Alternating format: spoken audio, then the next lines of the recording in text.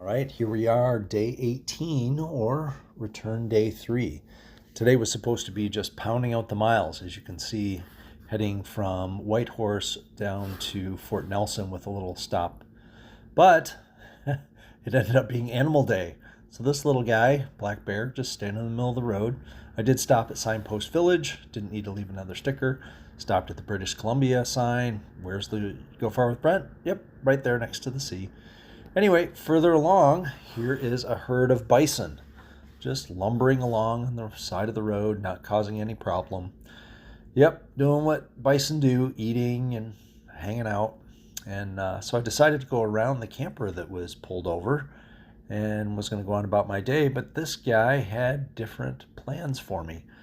As you can see, a motorcyclist in front of me got around him, but I wasn't going to try and get in front of him. He literally stood there for 3 minutes. So I sat and waited for 3 minutes, and then he lumbered along. See those little black dots flying around? Yeah, that's not something wrong with my camera. Those are bugs. Oh, and a little bear with her babies. We checked each other out, decided we weren't a threat, and moved on until I found another herd of bison. This time they were walking along the road. They were moving, but still pretty slow. And eventually they moved out of the way, split up, and decided to let me through. I started filming this twisty area through Rock Mountain, and then what did I see up ahead? You can see them right about now. Yeah, look at that. Mountain goat, baby mountain goat. Oh, yeah, what are we doing next to the road? We'll move. And then another mountain goat, kind of hard to see, but off on the right. He was just hanging out.